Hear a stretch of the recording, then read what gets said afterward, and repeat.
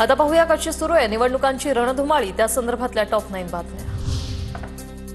राजन पाटलांचं नाव दिल्ली अमेरिकेत गेलं। जयकुमार गोरेंकडून माजी आमदार राजन पाटलांचं कौतुक। पिवळं दिसतं ते सोनं नसतं, बेंटेक्स असतं, गोरेंची उमेश पाटलांवर टीका। स्थानिक परिस्थितीनुसार राज्यात काही ठिकाणी राष्ट्रवादीची युती असा अर्थ एकत्रित येण्याचा विषय येत नाही। आगामी निवडणुकांमध्ये महायुती संदर्भात खासदार सुनील तटकरे यांचं मोठं विधान। त्या स्थानिक परिस्थितीनुसार ती युती झाली, त्याचा अर्थ एकत्रित येणं हा काय विषय त्याच्यामध्ये येत नाही। त्यामुळे एनडीए मधला सहभाग हा आमचा कायम राहील। एनडीए मधला आमच्या सहभागाच्या बद्दल त्यांना योग्य वाटेल ते सोबत येतील। मुख्यमंत्र्यांचे मामे भाऊ बिनविरोध कसे निवडून आले? आल्हाद कलोदींच्या बिनविरोध निवडीवर पटोलेंचा सवाल। धमकावून प्रलोभन देऊन अनेकांचे अर्ज मागे घेतले, नाना पटोले यांचा आरोप। मुख्यमंत्र्यांचे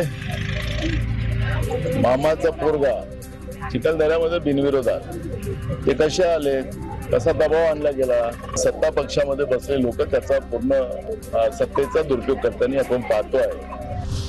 सत्तेचा गैरवापर करून राजन पाटलांची सून बिनविरोध निवडून येऊ शकते, अंबादास दानवेंचा टोला। तर राज्यात शेतकरी आत्महत्या, भाजपने कोणता विकास साधला? दानवेंचा सवाल। राजन पाटलांची सून, मी आता तोच पुन्हा मुद्दा, राजन पाटलांची सून निवडून येऊ शकते बिनविरोध, सत्तेचा मिसयूज करून।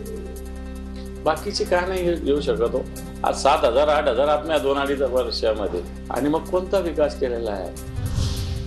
मुक्ताईनगरमध्ये भाजप मजबूत आहे, भाजपच्या ताकदीची काहींना जाणीव करून देणं गरजेचं आहे, रक्षा खडसेंची प्रतिक्रिया।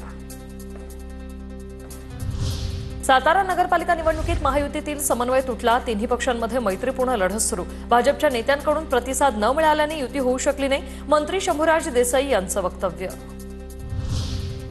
नांदेडच्या मुखेडमध्ये 21 वर्षीय स्नेहा तमशेट्टे बिनविरोध नगरसेवकपदी, काँग्रेस उमेदवाराचा अर्ज बाद, तर पुतणीसाठी अपक्ष उमेदवारी अर्ज दाखल केलेल्या चुलतीची माघार।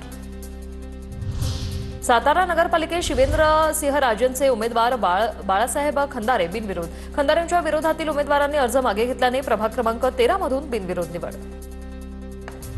रत्नागिरी जिल्ह्यातील 7 नगराध्यक्ष पदांसाठी 43 उमेदवार रिंगणात, 151 जागांसाठीच्या नगरसेवक पदासाठी 453 उमेदवारी अर्ज। नगरसेवक पदाच्या निवडणुकीत आता अपक्ष उमेदवारांची संख्या जास्त।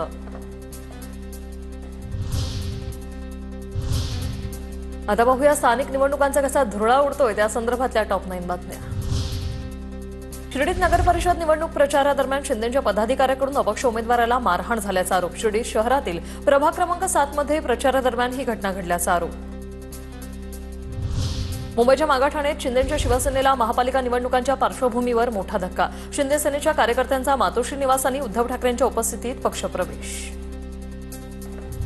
रत्नागिरीच्या लांजा नगर पंचायतीमध्ये महायुतीची डोकेदुखी वाढली, नगराध्यक्षपदासह 13 जागांवर भाजपचे बंडखोर उमेदवार रिंगणात। भाजपचे उपजिल्हाध्यक्ष आणि गटनेते संजय यादवांकडून राजकीय डाव। महायुतीत शिंदे सेनेला 15 जागा, एनसीपीला 1 आणि भाजपला 1 जागा। भाजपला 1 जागा मिळाल्यामुळे नाराजी वाढली।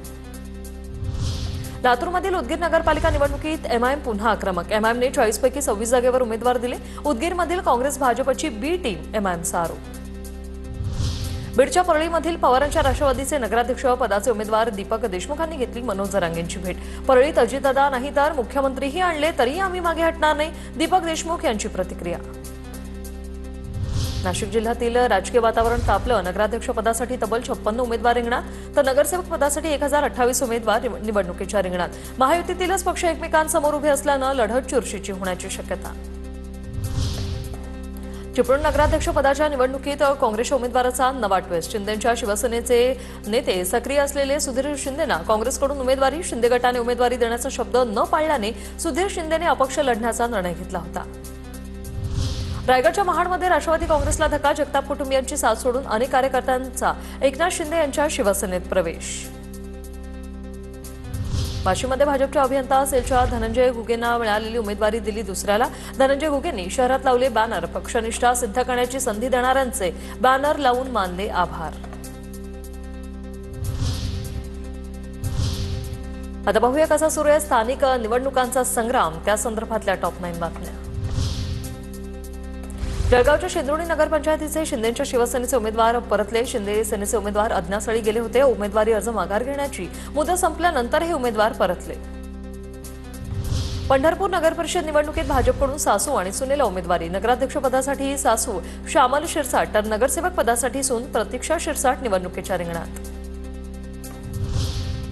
नंदुरबारच्या तळोदा नगरपालिकेसाठी आमदार राजेश पाडवी प्रचाराच्या मैदानात तर भाजपकडून जितेंद्र सूर्यवंशी यांना उमेदवारी. तळोदा पालिका भाजपचा बालेकिल्ला असल्यामुळे यंदाही मतदार आमच्या बाजूने उभे राहणार, आमदार राजेश पाडवींकडून विश्वास व्यक्त.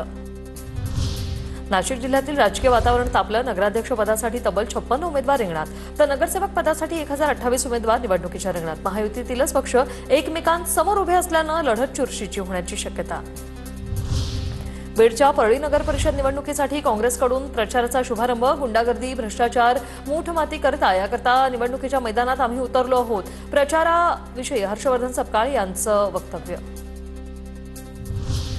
चंद्रपुरात भाजपच्या 450 नगरसेवक इच्छुकांसाठी पक्षांची अनोखी कल्पना. राज्य आणि केंद्र सरकारची विकास कामं जनतेत पोहोचवा, पक्षाचा विजय हेच सर्वोच्च ध्येय समजून पुढे चला, आमदार किशोर जोरगेवारांचा उमेदवारांना हा कानमंत्र. राज्यातील सर्वाधिक दुबार मतदारांचं प्रमाण जळगावात. महापालिकेची 4,38,523 मतदारांची प्रारूप यादी प्रसिद्ध. यात 33,770 दुबार मतदार आढळून आल्याची माहिती. पिंपरी चिंचवडमधील बालाजीनगर प्रभागातील 4,500 मतदार गायब. पिंपरी चिंचवड पालिकेच्या प्रारूप मतदार यादीतील घोळ उघडकीस. स्थायी समितीच्या माजी अध्यक्षा सीमा सावळेंचा यादीवर आक्षेप. पिंपरी चिंचवडमध्ये मतदार यादीत घोळ. माजी नगरसेवकांसह 1,261 मतदारांची नावं गायब. प्रभाग क्रमांक 12 मधील प्रकार समोर.